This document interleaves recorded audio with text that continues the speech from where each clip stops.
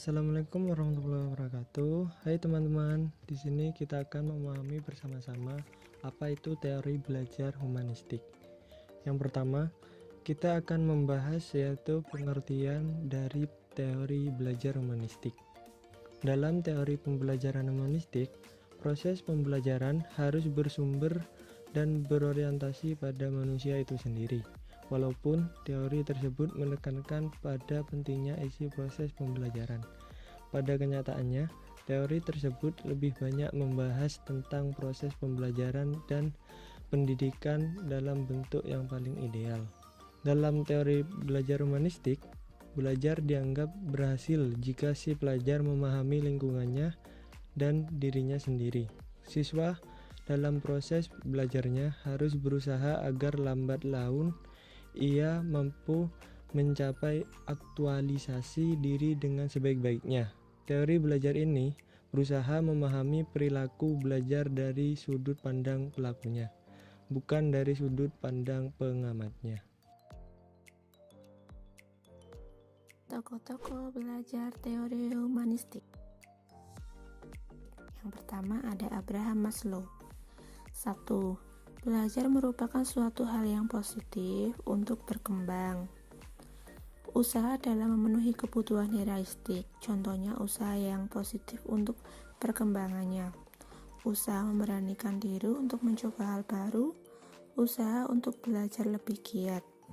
Kedua, setiap anak mempunyai kekuatan untuk menolak atau melawan perkembangan. Pada diri anak terdapat rasa takut yang dapat mempengaruhi perkembangan. Contohnya rasa takut untuk mencoba hal baru, takut membahayakan sesuatu yang sudah dia miliki, takut kehilangan sesuatu yang dia sukai. Selanjutnya, teori Arthur Combs. 1. Seorang guru tidak boleh memaksakan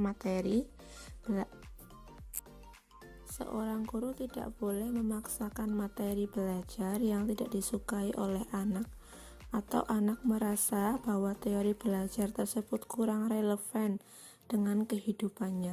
Nomor 2, seorang anak apabila tidak bisa pelajaran matematika bukan berarti anak itu bodoh dan tidak menjadi suatu keharusan untuk menguasai akan hal tersebut, karena pada dasarnya setiap anak mempunyai kecerdasan yang berbeda-beda. 3. Teori humanistik Carl Rogers.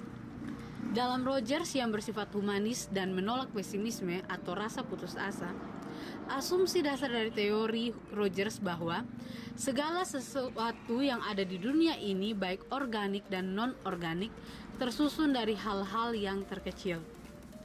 Teori humanisme Rogers yang lebih ke arah harapan dan optimis tentang manusia yang mempunyai potensi dan kecenderungan setiap makhluk hidup, khususnya manusia, untuk bergerak menuju ke arah kesempurnaan atau pemenuhan potensi dirinya sendiri. Implementasi teori belajar humanistik. Guru sebagai fasilitator yang bertugas membantu para siswa untuk memperoleh dan memperjelas materi-materi belajar di dalam kelas yang dirasakan sulit untuk dipahami siswa. Guru sebagai fasilitator dan bertanggung jawab dalam mengatur dan menyediakan sumber-sumber materi untuk belajar yang paling luas dan mudah dimanfaatkan para siswa untuk membantu mencapai